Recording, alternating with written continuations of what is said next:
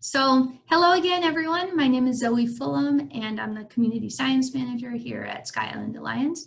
We're very, very excited to have you here tonight, and we thank you so much for taking time out of your evening to join us. Tonight is the third of our virtual events related to springs and our new virtual volunteering opportunities here at Sky Island Alliance. If you did miss either of the other two from the past 2 weeks, you can watch those recordings on our Spring Seeker page on our website at your convenience.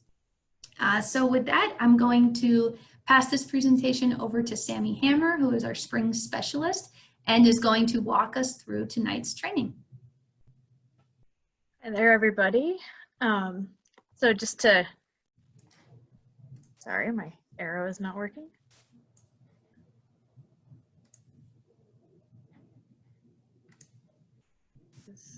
There we go.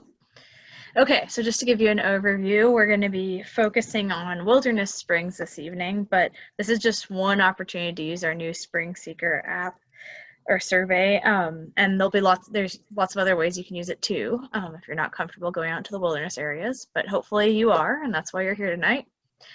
So I'll just briefly mention again what the Spring Seeker is, and then we'll talk a little bit about water rights in Arizona and our Wilderness Waters project, and then we'll go over how you can plan a trip, both like going with SIA staff or out on your own, a little bit about safety and access, how to find and recognize springs, and then we'll leave plenty of time at the end for all your questions, especially if you got to try out the app over the weekend or anything like that. So our Spring Seeker survey is a survey form we developed that uses the ArcGIS Survey 123 app. And so it's bilingual, it's mobile, you don't need any requirement any special equipment to take with you to survey springs. And it works offline and everything. So it's kind of just naturally designed for social distancing, because you can go out there and survey springs without us necessarily being with you. And you can take just a little bit of data in as little as, you know, a few minutes, or you can spend up to like an hour or two at a spring and take more thorough data too.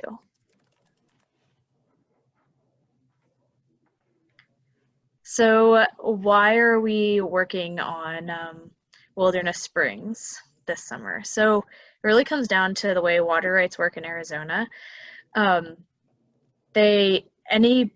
Anyone that's using water for one of these beneficial uses can make a claim on a water source on public lands or on their own private lands.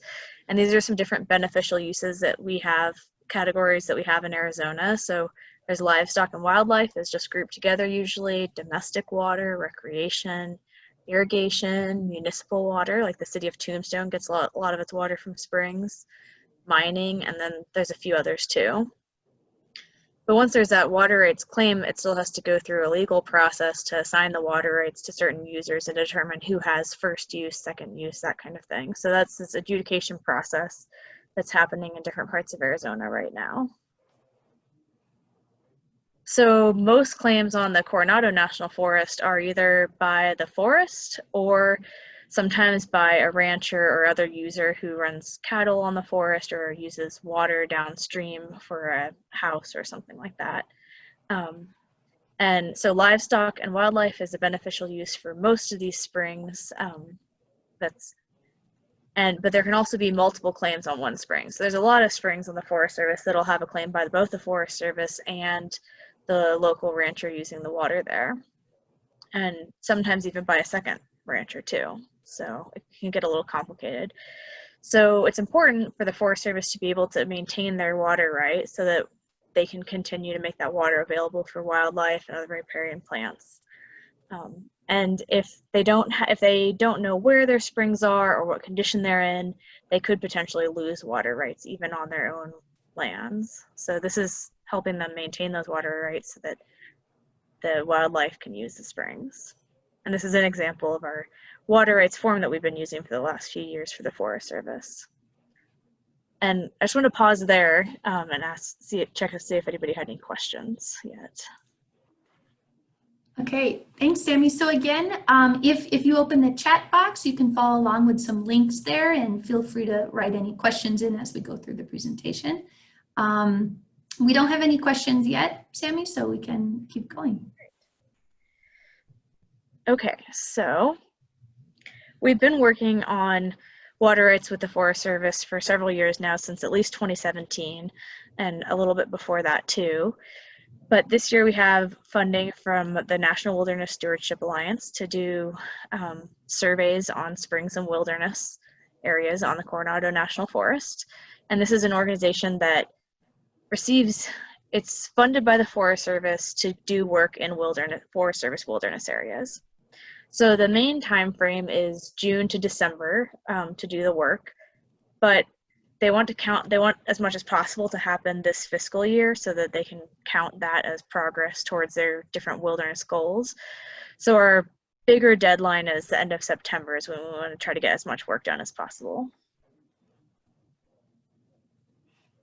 And to give you an overview of those areas, the Forest Service wilderness on the Coronado National Forest. So we have a map here of southeastern Arizona, and the green blobs are the wilderness areas on the forest. The pink outline is the San Pedro watershed, and that's the highest priority area right now for the Forest Service because it's actively having different court dates to decide all this water rights adjudication stuff. So that's the highest priority area, but all of the gray stippled area also around it that drains into the Gila River is also undergoing adjudication. So those are also priority areas. So the only not so much a priority area right now is down here, the Sulphur Springs Valley that drains down into Mexico and well into Wilcox and other parts of it down into Mexico. And so right now we're focused on 4 wilderness areas. We're working in the Rincon Mountain Wilderness Area, which is partly in the San Pedro watershed, the Push Ridge Wilderness Area, the Mount Wrightson Wilderness Area in the Santa Ritas, and then the Miller Peak Wilderness Area in the Santa Ritas. And so I'll give you a little overview of each of those real quick. Oh, before, I guess I changed the slide order on myself. So just to give you an idea, what's it like to visit these wilderness springs? Well, some of them are pretty accessible, but others really aren't. You know, they tend to be they're all up in the mountains pretty much. So we've had some pretty rocky climbs up to springs. Here we're climbing over some boulders, and the picture on the left and then the picture on the right, I'm standing up at the top of this spring looking down the steep canyon that we crawled up to Tom just a little ways below me. So we like to get out, since we're working in the summer, one of the big things we need to try to do is get out early so that we get there before it gets too hot and also gets too stormy now that monsoon season's going. Some of the springs you need a four-wheel drive vehicle to get to the trailhead. And then they range from short hikes of only like a mile or 2 round trip to longer hikes up to 10 miles, and then a few springs in the wilderness areas we're talking about, and most of the springs in the Galileo Wilderness require backpacks to get to. And some of the springs are on trails, of course, because people need springs, so they tend to have created trails to them, but a lot of them are off trail at least a little bit, so we get a lot of bushwhacking in. And as I pointed out in these pictures, they can be in some extremely steep terrain. So here's the Push Ridge Wilderness Area. It's the southwestern corner of the Catalinas. This is going to be one of our main focal areas for this summer, and then the Bighorn Fire happened. So this is one that's a little bit on hold, but hopefully we can get there later in the fall when they reopen it, and we may be able to get some permission to go in there sooner to survey these springs. There aren't a whole lot of springs in this area just because of the geology, but there's a few. They're mostly on trails and relatively accessible. One thing that I think is interesting in this area is that there are a fair number of pools and tinajas, which haven't traditionally been thought of as springs, but research in the Rincon Mountains and Saguaro National Park has shown that those usually are springs. So it might be worth visiting some of the places like Lemon Pools and Hutch's Pool and assessing those as springs. And then we have the Mount Wrightson Wilderness and the Santa Ritas. That kind of covers like all the high country there. And some of this is pretty accessible because a lot of it you can get to from Madera Canyon. And we've done a number of these already this summer as we've been testing out our app and everything, taking a few volunteers out, but there's still a few springs in this area to get to. Generally relatively accessible. Then the Rincon Mountain Wilderness, I wasn't even aware of, I don't think, until we started working on this project. It's in the National Forest lands northeast and south of Saguaro National Park East. So it has this big branch up in the northern corner, most of which was done, checked by the Forest Service in 2017. So that's not as high priority because it's been visited once lately. But we want to really work in the southern part of the Rincon Mountain Wilderness below Rincon Peak. But these are really long, rugged off-trail hikes, so we'll probably save those for the fall more. And then there's Miller Peak Wilderness, which covers a lot of the high country of the Huachuca Mountains that isn't on the fort. And we visited all of these springs actually between 2017 and 2019.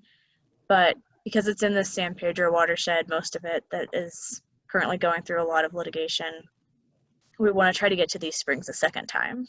So that's one of our other main areas. And this is pretty accessible because there's lots of different trailheads, a lot of them two-wheel drive, some of them four-wheel drive, and a lot of trails in this area. Yeah, so any questions that we have? Yeah, Sammy, we have a few questions. First on water rights from the beginning. Okay. The first one is if you can talk a little bit more about the process of maintaining the Forest Service rights to their springs, and how does our spring program help the Forest Service maintain those rights? Okay, so I don't know the legal details exactly, but I do know that they have had and still have active court dates where they have to go in and present their evidence that they should have the right to this spring. So the evidence that they need are things like photos, information on developments there, and I'll talk about this stuff a little bit more later. So we've made sure to share all of our spring surveys with the Forest Service as we do them. So whenever they have a court date, they're able to take that information and use it as evidence in court. So it's really directly useful to them. And yeah, and I think just being able to show that they know what's going on at those springs is one of the most important things, and that it's important for wildlife too. So, but other people, the Forest Service folks could probably tell you more. So.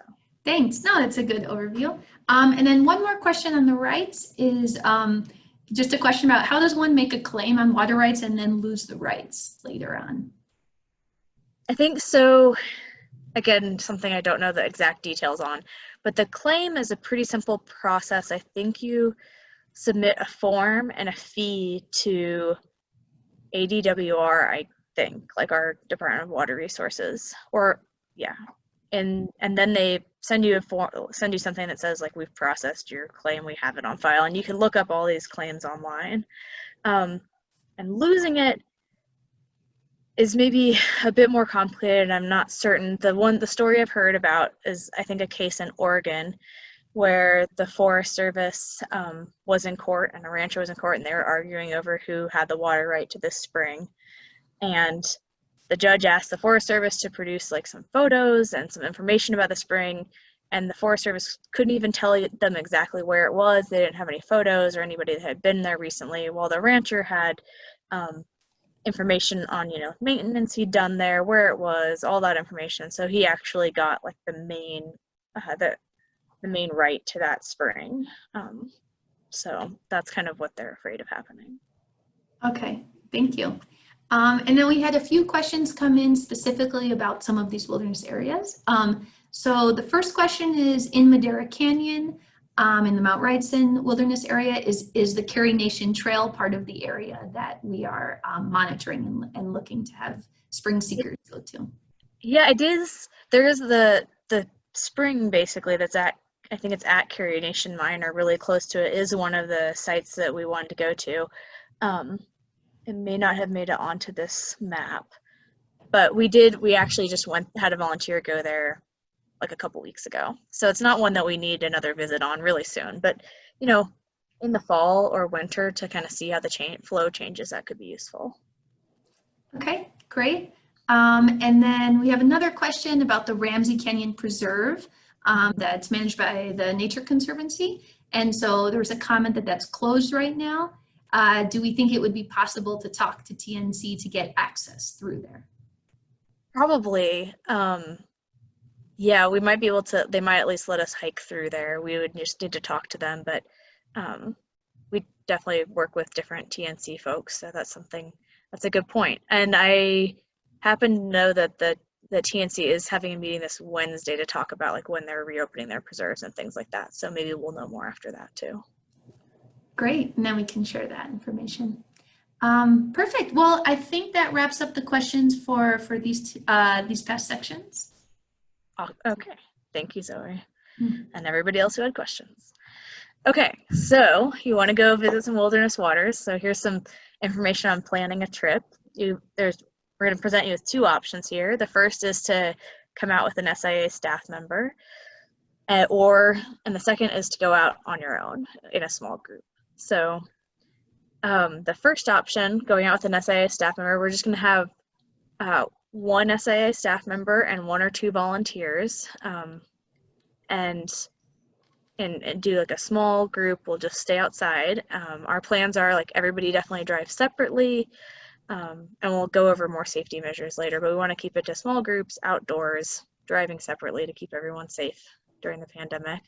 And we have 1 or 2 day trips per week scheduled for the next couple months. So I'll give you that list of dates later. And we want to give preference initially to those who haven't like been out with us recently so they can learn how to do the spring seeker and do these spring surveys. And then the second option, if you're pretty confident about getting out and about and surveying springs, maybe you've done a lot of them with us, you can go out on your own. We're still recommending like probably 2 people would be ideal, and this is where it'd be great to maybe just take somebody else in your household or a friend that you happen to visit with anyway that's already in your social circle right now. And if you're staying on trails, probably best to try to keep the group size down to just a couple people, but if you're going to go off trail, it might be good to add a 3rd person just for other safety measures about being off trail. And we'll give you some information on finding another volunteer to go with. And even if you go out with your own, we really want to work with you and coordinate so that we know where you're going and when you're going, and you're checking back in with us so we know you got back safely from the field and everything. So I've gone over this a little bit, but if you're gonna come out with us, we have some available dates. So the first step is to check those out, see if any of them work for you. If you really want to come out with us and none of those work for you, check in with us and we might be able to switch things around a little bit. And then you can sign up for one of the dates and contact the person that is the trip leader, which will either be me or Zoe, to help plan where you guys are going to go. So to do that, it'll be helpful if you let us know what kind of vehicle you have, like and where you're comfortable driving it, so we know if you can go to a 4-wheel drive site or you just need a regular 2-wheel drive access. What your hiking abilities are like, how far you're comfortable going, if you can go off trail, that kind of thing. And if you have a preference for where you'd like to go ahead and let us know that too. And then if you want to go on a trip on your own, we're going to dive into a few resources here. One of the first things you can do is explore our Spring Seeker Waters map. So that's on our Spring Seeker webpage, and I think Zoe's going to paste the link into the chat. And I'll also show you guys what that looks like right here. So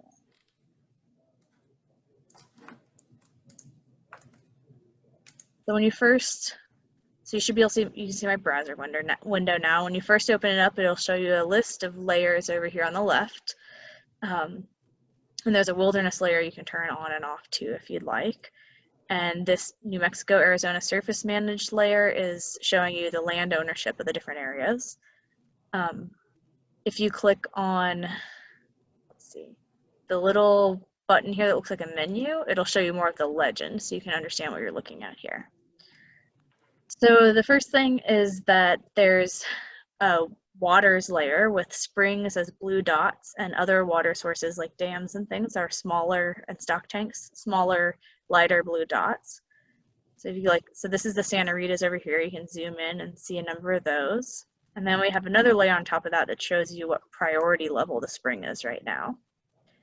So we've put a green star on top of any springs that are high priority. So these are mostly springs and other water sources in these wilderness areas we're talking about that haven't been visited lately. Springs with a red circle around them are ones to avoid because we've done them recently, in the past few months usually. And there's a few springs that we've looked for before, and so they're still on this map, but we haven't been able to find them, so we don't really want to send anybody out without us to try to look for them either. So those are avoid ones also.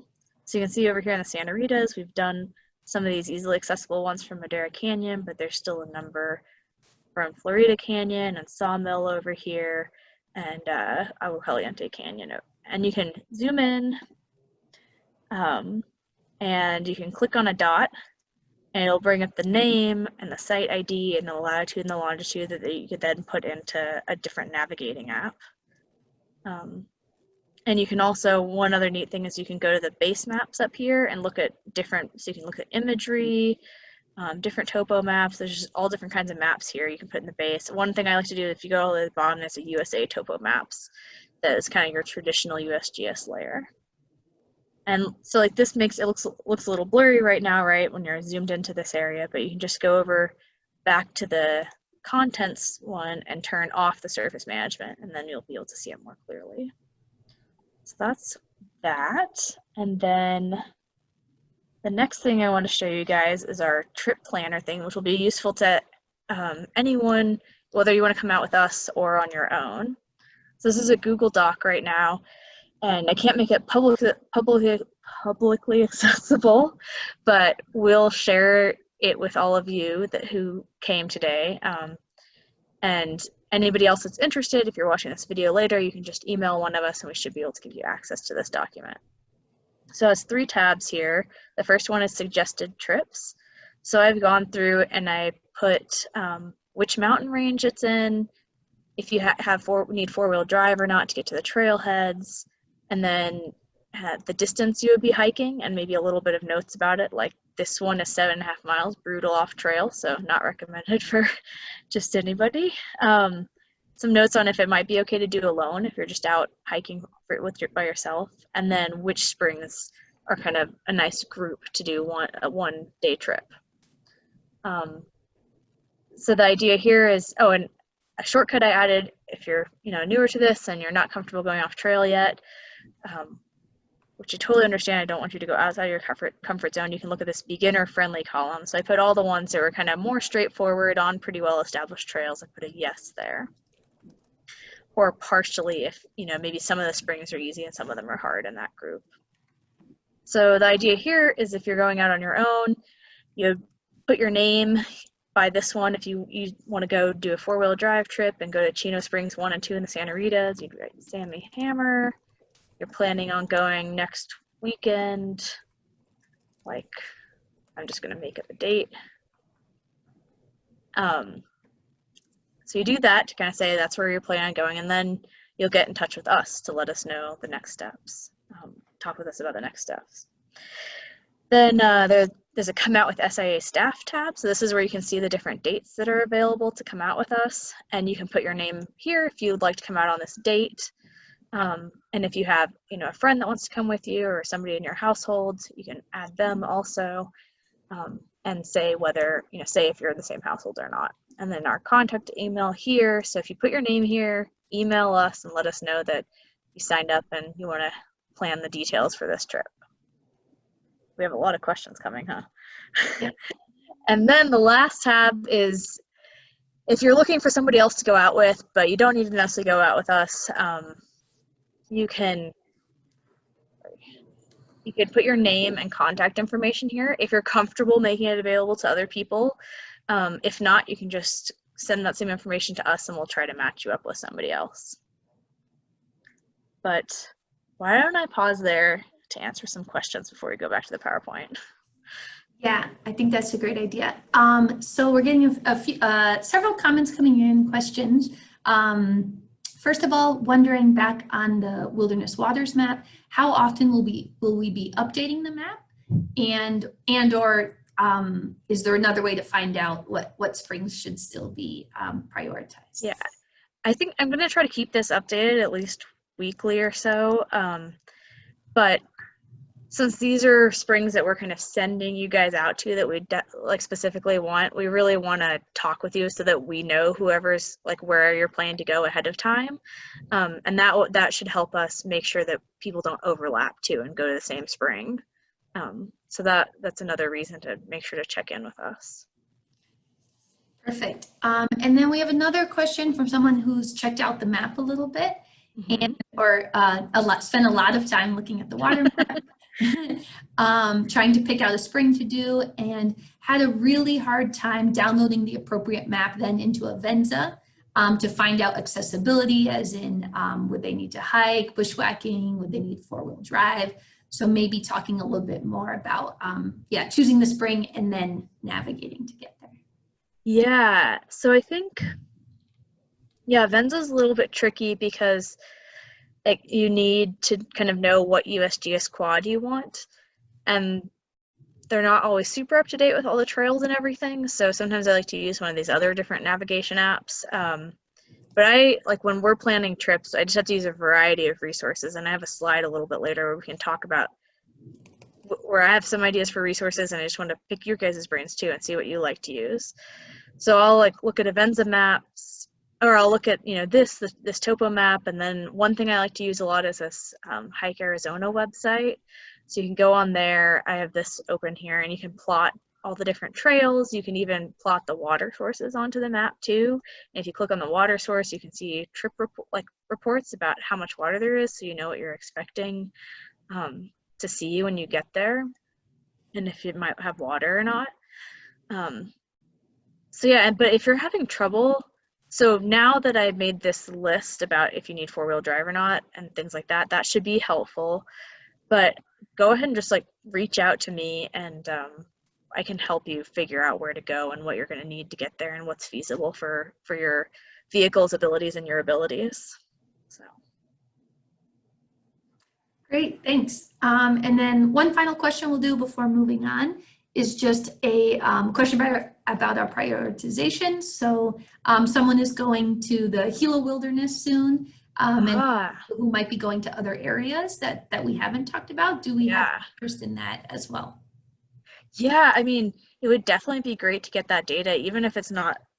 The Gila Wilderness is like a little outside of what we typically think of the Skyland region, but we could still reach out to the forest over there and share the information with them and everything. So it can still be useful and a great way to practice and collect some data. And all of our data eventually goes into the Spring Stewardship Institute database, which is,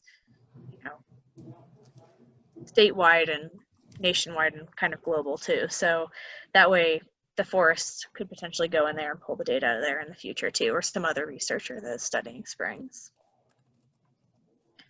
Okay. Great. Anything else really relevant right now, or? We're getting some more trickle in, but I think we can move on and then touch base if there's still more questions. Okay, great. All right. So, the next step, as we kind of touched on, after you figured out kind of where you might want to go, is getting in contact with me and or Zoe sometimes, and to plan that trip more carefully, figure out how you're going to navigate to the areas you're heading for, and then on the day that you go out, we'd love you to check out with us, let us know you're heading out, and then check back in with us so you have that safety backup, so we know you're okay. And then another really important thing is recording your hours and including travel time and mileage and letting us know, because we're able to use that as like match for this grant to, so it's really valuable to us also. So just go over some safety stuff. We have our waiver online now. And since this is something we're like asking you guys to go to specific springs, we really need you to go online before you go out and complete the waiver. We also have safety guidelines on our Spring Seeker page. that you can look at. And the waiver, I have a screenshot here. You just go to our website, click get involved, and under the drop down it says sign volunteer waiver. And it's pretty easy. And again, we just want everybody to like make sure they're driving separately if you're not in the same household. If you have to be close to each other for any period of time, make sure to like have a mask with you and put it on in those during those times. And also just, you know, be really open with like anybody else you're out with, discuss like general safety, any COVID-19 precautions, like make sure everybody feels good and safe and comfortable. And a little tidbit of advice I say is like always take a paper map too. Don't rely on the digital things to always work. And then this is a slide from our general information on using the spring seeker. I just want to remind people like not to enter private lands or tribal lands without permission. A few of these Forest Service springs you have to go through private or try to hike off trail around private lands. So we should wait and get permission if we want to try to go to those springs. Make sure you have the proper permit, like if you're going to Madera Canyon, make sure you have one of the recreation passes with you, that kind of thing. Just stay within your comfort zone. If you're not comfortable going off trail, like, don't do that yet. And you can, again, as I mentioned, you can read the safety document on our website too that has more information. And any safety or access related questions to go for? Not safety questions. We have a few more coming through kind of about the navigating. So, Okay. so people suggesting different apps that they have used. Oh, good. Which is the next slide. Yes, perfect segue. And oh yes, great. And then a question about overlaying using this waters map onto Gaia's website or app as well. I feel like maybe that's possible, but I don't know how to do it exactly. What I was suggesting is, let me just go back to the map there, is like, you know, say you want to go to Robinson Spring over here in the Santa Ritas. You can click on it, and then, I mean, I would probably just do this in small groups. Click on it, and you can manually add a waypoint to whatever app you're using, like Gaia, and put in this latitude and longitude, and then you'll have it in there to navigate to. Something I can work on, I haven't done yet, but I actually did put like a bunch of spring points a few years ago on my phone, like in bulk, so I can work on making that available to you guys too. So maybe I'll write that down as a note. Great. So yeah, so using this map more as a first step, and then grabbing those GPS points and putting it into that whatever navigating app you want to use on your phone is recommended. And then Sammy, we had one more question, again on wilderness areas or different locations. Someone saw some springs in the Tonto area. Oh yeah. On the map, and wondering, do these need to be done too? Yeah, I mean, we aren't working with Tonto National Forest right now, but it would still be really useful to get those. And it's an area where we have almost no data. So that would be, if that's like close to where you live and play and recreate and everything, that would be wonderful. Great.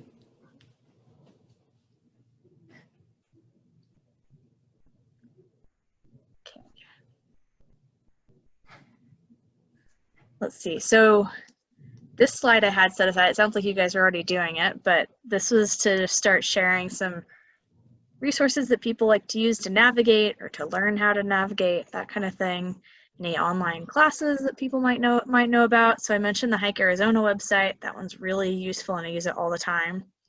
And Gaia GPS we've mentioned a couple times too. There's also, if you're going along the Arizona Trail, there's an Arizona Trail specific app called, it's like Gut Hook or something. Gut Hook. And it has water reports too on there, so it can be useful for that. And then, yeah, and then all trails, I was looking more into it. It sounds like you might actually be able to navigate some with that. So, but yeah, do you want to maybe say, Zoe, what people are, any other resources they're sharing? And chime in the chat box if you know of something. Yeah, we have some recommendations for bringing a compass and a paper map, as you mentioned. And then another one that someone brought up was Guru, which used to be called Galileo, which I had used that before as well. And someone mentioned it did work really well on an iPhone, but the Android version was terrible last I checked. Any other ideas from folks? Not yet. Okay. Well, if you think of things as you go along, feel free to just chime in. Try to remember if there's anything. Oh, another big thing I like to do, I guess that it's coming up, but is just, looking at the point on our map or somewhere else and then switching to satellite view, and even sometimes opening up Google Earth and looking through the historical imagery. And different ones, like, some really different vegetation will often pop out, and you can be like, that's where I'm heading for. So that's really helpful. It's like, I like to think of it as a digital scouting. So, all right. So now that we've talked a little bit about how to choose a spring and a trip and how to get there, I just want to talk a little bit more about finding and recognizing springs. So one thing about these points is some of them we've been to, some of them a lot of them we haven't though. So these points are sometimes exactly in the right place, but more often off by like 10 meters, 50 meters. Sometimes they're a quarter mile off. So just kind of check. I like to, before I go out on a trip, I check multiple sources, look at the USGS topo map, look at satellite imagery, look at somebody else, there's other companies that make topo maps too. Just kind of cross-check them and kind of get all the ideas of like where about the spring is supposed to be. And be on the lookout when you're out there for vegetation changes. And I'll show you some pictures for that in a little bit, but there's usually different vegetation around springs, so that often kind of gives you a clue that it's coming up over there or you're close to it. Since about half of the springs are developed, if you find like a trough or a tank, you know that you've got to be close, and you can kind of sometimes follow the pipeline back to where the source area is. And in our area, most springs are in, or sometimes even just very close to stream channels, like 60 or 70% of the springs come out in streams. So that's just kind of something to keep if you're out looking for a spring, there's a decent chance it's going to be in the stream. And when I'm trying to decide if I've gotten to the spring itself or not, if I say I've hit upon water in a stream and I'm pretty close to the spring, I'll just keep hiking upstream a little bit until the water stops flowing. And I might check a little bit above there, and if it's still dry, then I feel like, okay, that place where the water started flowing in the channel that's the actual spring location. You can look for, there's often water stains because springs tend to have water more of the year than just runoff fed streams. Sometimes if it's really reliable, the spring will kind of carve the rock. I'm sure you've all seen that before. And there's also mineral staining, usually white, that you can see on rocks when it's spring water. So here's a few pictures of that. So this is off in the distance. This is at Mule Shoe Preserve. And there's all these springs that come out of this big escarpment that's at the southern end of the Galeros. And it's kind of oak, savanna, grassland. But over here in the center of in the drainages, you see these clots of brighter green vegetation it's not really oaky, and it tends to be ash and walnut and other trees like that. So those are kind of the big arrows like this, metaphorically, that say the spring is here. There's a couple more examples. On the left, this is a spring near Madera Canyon, and it's really oaky around here, but right down in the drainage there were some true willows and also some false indigo, and both of those are great indicators that you're near a spring. And in this picture you can actually see some mineral stains on the rock too. So we were pretty sure we were close to it, just not at the very top of it yet.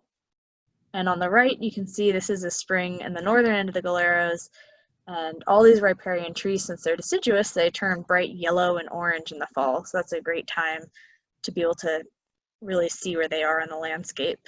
And something you can kind of check on historical imagery too on Google Earth. Here's some examples of some minerals. So on the left here, there's just little mineral stains seeping, and you can see the water seeping right out of this crack in the bedrock. And on the right here, this is an area where there's lots of limestone, and it's just deposited tons of minerals on top of the bedrock here. So those are great signs that like this water is spring water. It's not just running off from a rainstorm, which can be a little bit tricky during monsoon season. Here's an example of the same spring where we saw the willows and near Madera Canyon. We're hiking up this channel, and the first thing we found after a couple willows was this trough and a pipeline. So we're like, okay, we're actually really getting close to the spring. And here's a little video, but just before I even start it, you can see here the water's like flowing down the chute, and it's been doing so consistently, it's like formed this little kind of carved the rock and made this little lip here. I'll play that for you guys.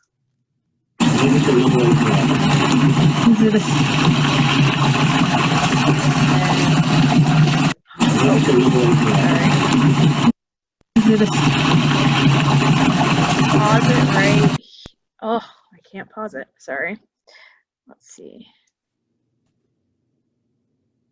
There we go. So a little bit farther on the video, I pan over here, and you can see there's actually water coming out of this crack. So this was a spot in Sabino Creek, downstream of Marshall Gulch, and we thought that we were just somewhere along the creek taping this beautiful video, and then we were looking and we're like, oh, the water's coming right out of the bedrock and has this mineral stains and left this carving on the rock, and there was actually a cardinal monkey flower, which is a pretty good indicator of perennial flow. So we realized that this is actually a spring-fed stretch of Sabino Creek here, which is kind of cool. And then one more example, this is Sprung Spring in the Santa Ritas, and there's just, as far as most people know, there's just a little trough right here on the side of the trail, and they think that's the spring, don't think much of it. But we could see that the pipe was going across the trail and uphill, so we followed that uphill, and we're kind of hiking up the ridgeline. All of a sudden, over on the left, even though it's covered in, it's mostly pine trees here with a few oaks, but we saw these walnut trees in the drainage that looked really different than everything else, and so we realized that there's something going on here. So we kind of hiked up until we were level with the highest walnut trees, and then we buried into the riparian vegetation looking around, and we eventually found this water gushing out of the hill slope right here. So it wasn't even in the drainage, which is kind of interesting and surprising. So I'll just have a video of that too. Shrubs, and I think I could have missed it because the way I went, that was all dry, and it was like I'd be wondering, where is all this vegetation coming from? I know. Shrubs, and so I just loved how in that video clip Tom's like, where is all this vegetation coming from? And if you're thinking that, that's a clue that you're really close to the spring you're looking for. Shrubs. Let's see. Oh yeah, any questions before we continue that we want to get? Don't have any more questions right now. Okay. All right, so those are just some tips on like actually figuring out where the spring is when you're out there close by. I just want to go over like what water rights information is most useful what spring information is most useful for water rights. The first one, of course, is just getting a good location for the spring. So if you've tried using the Spring Seeker app, you've noticed like the location populates automatically, but if you're moving around and then you're like maybe right at where you think the spring point should be considered, you can tap that target symbol again and it'll reacquire the location. So that's a good thing to do. Photos are also probably the second most important thing. So just taking good photos of the site and any kind of development that people put in there. So troughs, tanks, spring boxes, all that kind of stuff. You need to know like what size they are, what condition they're in. So you could even take some notes on those things, but even just getting good pictures, we can tell a lot of that stuff from. Any observation of wildlife, you can make sure to type into the field that it's just kind of free form. Flow is also kind of important, and we're not asking you to quantitatively measure flow and take gear out there with you, but you can make some notes. The categories that they use are good, fair, or poor. So it's just real simple. And then just, writing any notes, any other observations that you can see about the spring is really useful. And this was, I had this slide just to say that,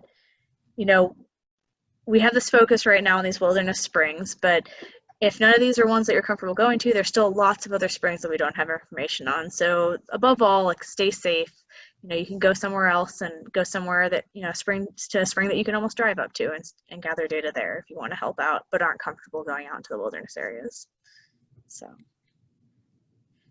the next steps, we'll send you a follow-up email tomorrow with like all these links and information and kind of a overview so that you don't have to try to remember it all. And this video will be available up on the webpage too in a few days. And you can go ahead and read about our safety information and sign the waiver, so you're all set on that. If you want to come out with us, sign up for a trip date. And if you want to go out on your own, just contact us and let us know what you're planning on. And now we have our question time. We're hoping that some of you maybe got to look at the survey and try it out and maybe had some follow-up questions.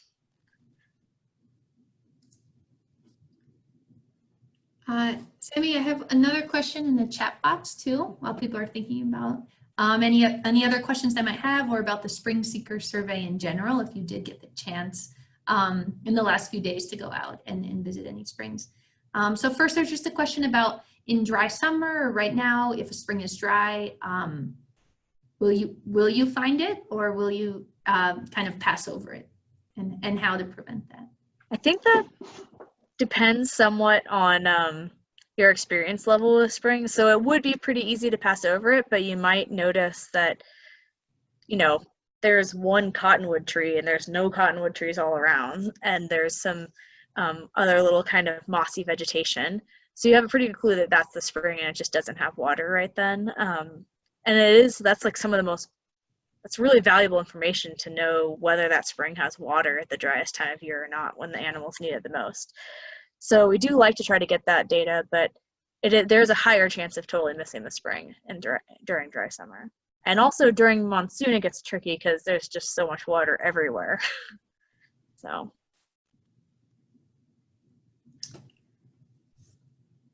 Okay, let's see.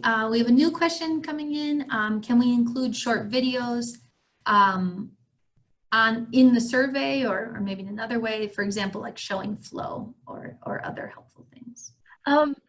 There's no way to add videos to the survey right now, and that's like not just us, but like the way the app that is in. But you can always take those videos and if you want to take additional photos that won't fit into the survey, and just bundle them up and share them with us somehow, and we'll make sure to save a copy and everything. Because yeah, the videos are useful for all kinds of things, as you guys have seen today.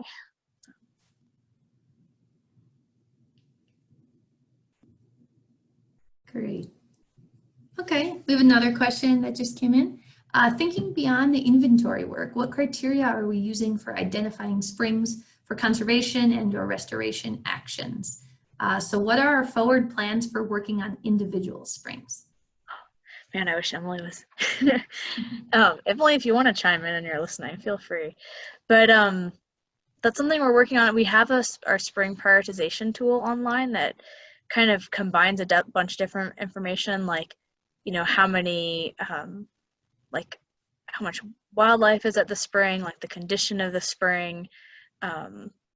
One of the big things with that is like the percentage of visits where we've seen water. So we want to kind of prioritize springs that are more reliable. And also springs that aren't under like a huge amount of threat. Like we want to have a good chance that any restoration actions we take will stick. So we have a bunch of different criteria in there. But yeah, generally we want to try to we want to try to work on springs that have like a higher conservation value.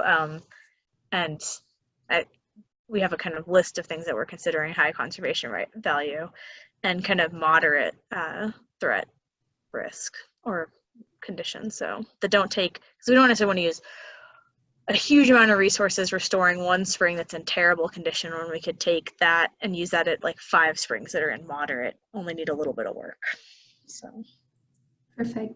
And I would just also add that right now, why we're so happy to have all of you volunteers helping us with the spring survey and look at all of these springs, is because we can't do some of our usual large group restoration projects. So this is data that really will help us in the future in prioritizing and then doing the actual restoration work.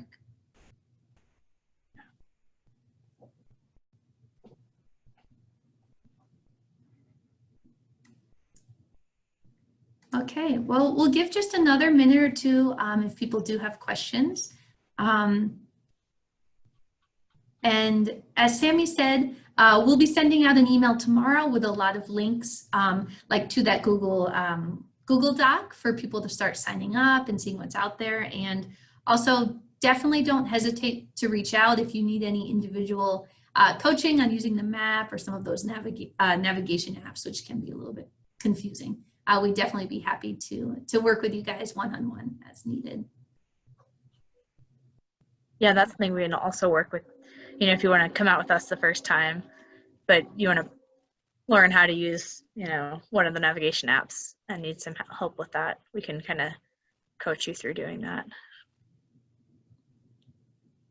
Perfect. And yeah, I don't see any other questions. I guess, again, we just ask if did anyone get to use the Spring Seeker app over the weekend? And if you have any feedback from that, you could bring it up here or just let us know as well.